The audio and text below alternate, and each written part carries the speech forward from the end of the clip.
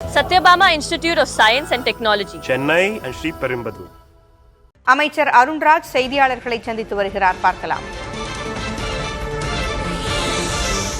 அதற்கான முன்னெச்சரிக்கை ஏற்பாடுகள் அனைத்தும் சுகாதாரத்துறை நாங்கள் செய்திருக்கிறோம். இப்போ எப்படின்னு பார்த்தீங்கன்னா, இந்த மந்தில் ஹாஸ்பிட்டல்ஸ் அட்டாச்டு ஃபார்மசிஸ், அதாவது மருத்துவமனைக்கு அட்டாச் ஆகிருக்கிற ஃபார்மசிஸ் எல்லாம் இந்த மந்தில் பார்ட்டிசிபேட் ஆகாது. பார்த்தீங்கன்னா, நம்ம அரசு மருத்துவக் கல்லூரி மருத்துவமனையில் இருக்கிற ஃபார்மசிஸ், அப்புறம் டிஸ்ட்ரிக்ட் ஹாஸ்பிட்டல்ஸ் இருக்கிற ஃபார்மசிஸ், பிரைமரி ஹெல்த் சென்டர்ஸில் இருக்கிற ஃபார்மசிஸ் எல்லாமே ஃபங்க்ஷன் ஆகும். அதை தவிர பிரைவேட் ஹாஸ்பிட்டல்ஸ், உங்களுக்கு தெரியும், எல்லா பிரைவேட் ஹாஸ்பிட்டல்ஸ் அட்டாச்டு ஃபார்மசிஸ் எல்லாமே ஃபங்க்ஷன் ஆகும். அந்த ஃபார்மசிஸ்லாம் அந்த ட்ரங்க்ஸ் இந்த மந்தில் பார்ட்டிசிபேட் பண்ணல. அது மட்டும் இல்லாமல் ஃபார்மசி செயின்ஸாக இருக்கு, இந்த அப்போலோ, மெட்பிளஸ் போன்ற துளசி, அந்த மாதிரி ஃபார்மசி செயின்ஸ் அவங்களும் இந்த மந்தில் பார்ட்டிசிபேட் பண்ணல. ஸோ கிட்டத்தட்ட ஒரு சுமார் 5000 ஃபார்மசிஸ் நாளை ஓப்பனாக தான் இருக்கும். அதனால் பொதுமக்கள் அதை பயன்படுத்திக் கொள்ளலாம். இதை தவிர ஒவ்வொரு மாவட்டத்திற்கும் 2 ட்ரக் இன்ஸ்பெக்டர்ஸ் இதற்காக கோஆர்டினேட் பண்ணுறதுக்காக நாங்கள் அப்பாயிண்ட் பண்ணியிருக்கோம். அதுக்கான டீட்டெயில்ஸ் இந்த வெப்சைட்டில் நாங்கள் கொடுத்துருக்குறோம்.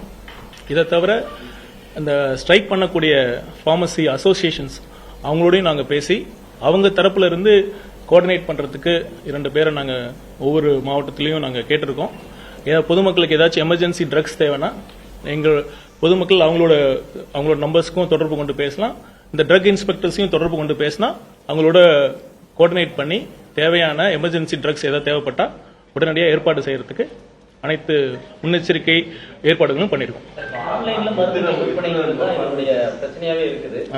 அது சுகாதாரத்துறை சார்பா என்ன நடவடிக்கை எடுக்கலாம் இருக்குங்க? அதுக்கான உங்களுடைய கோரிக்கையை தமிழக அரசு மாநிலத்துல ஆன்லைன் விற்பனை தடை பண்ணணும். இல்ல, இது ஆன்லைன்ல ட்ரக் சேல்ஸ்ங்கிறது ஒன்றிய அரசு அவங்க சம்பந்தப்பட்ட ஒரு முடிவு தான்.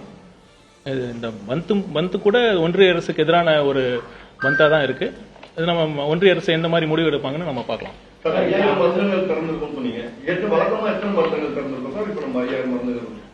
கிட்டத்தட்ட ஒரு 50,000 இருக்கு சார் டோட்டலா தமிழ்நாடு முழுக்க. 50,000 ரீட்டைல்ஸ். அதான் 50,000 ஃபார்மசிஸ் டோட்டலா தமிழ்நாடு முழுக்க ஃபங்க்ஷன் ஆயிட்டு இருக்க சூழல்ல நாளைக்கு 5000 மருந்தகங்கள் இருக்கும். இருந்தாலும் நான் ஏற்கனவே சொன்ன மாதிரி முன்னெச்சரிக்கை ஏற்பாடுகள் நாங்கள் பண்ணியிருக்கோம். அந்த கோஆர்டினேட் பண்ற ட்ரக் இன்ஸ்பெக்டர்ஸ் இருப்பாங்க. அந்த ஸ்ட்ரைக் பண்ற அசோசியேஷனும் நாங்கள் ஏன்னா இது லைஃப் உயிர் சம்பந்தப்பட்ட ஒரு துறைங்கிறதுனால அவங்களும் இதுக்கு ஒத்துழைப்பு கொடுத்திருக்காங்க. அவங்க 2 பேர் அவங்க சொல்லியிருக்காங்க, நம்ம எமர்ஜென்சி ட்ரக்ஸ் தேவைப்பட்டா நம்ம ஏற்பாடு பண்றதுக்கு நாங்க சுகாதாரத்துறை அனைத்து ஏற்பாடுகள் நாங்கள் பண்ணுவோம்.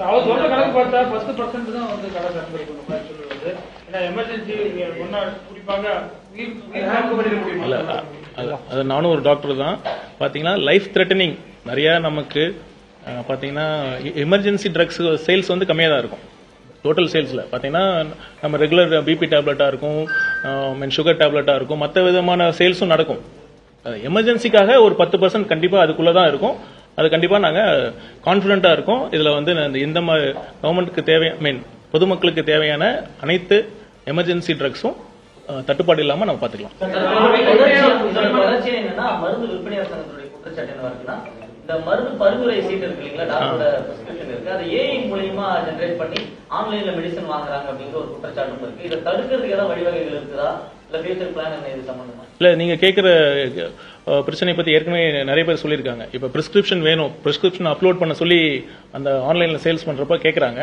அது நீங்க ஏஐ மூலமா பண்ணிருக்காங்க, இல்லைன்னா டூப்ளிகேட்டா அவங்களே பிரிண்ட் எடுத்து அப்லோட் பண்றாங்க, அது சேல்ஸ் பண்றாங்க.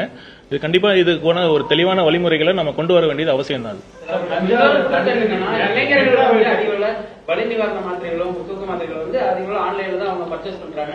அதை தடுப்பதற்கு அரசு நடவடிக்கை இல்ல, இந்த மாதிரி ட்ரக்ஸ் எல்லாம் கண்டிப்பா பிரிஸ்கிரிப்ஷன் இல்லாம நம்ம கொடுக்க கூடாது. அந்த பிரிஸ்கிரிப்ஷன் இருந்தாலும் அது ஒரிஜினலா ஃபேக்கா இல்லையாங்கிறது ஒரு பெரிய கேள்விக்குறியா தான் இருக்கு. நீங்க அதான் கரெக்டா சொல்லியிருக்கீங்க.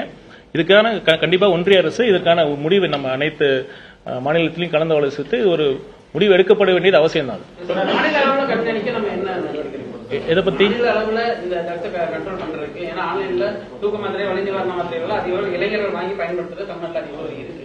அதை கண்காணிக்க மாநில அளவில் என்ன நடவடிக்கை? இல்ல, மாநில லெவலில் பாத்தீங்கன்னா ஆன்லைன் சேல்ஸ்ங்கிறது மாநில அரசோட பர்வியூல வராது.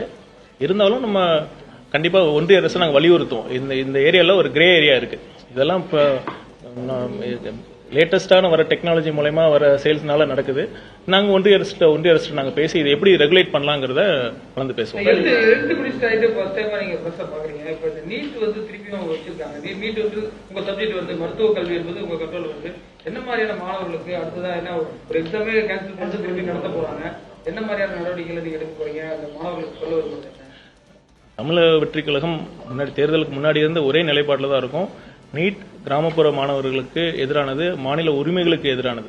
ஒரே நாடு ஒரே தேர்தல், ஒரே நாடு ஒரே தேர்வுங்கிறது மாநில உரிமைக்கு எதிரான இதாக இருக்கு.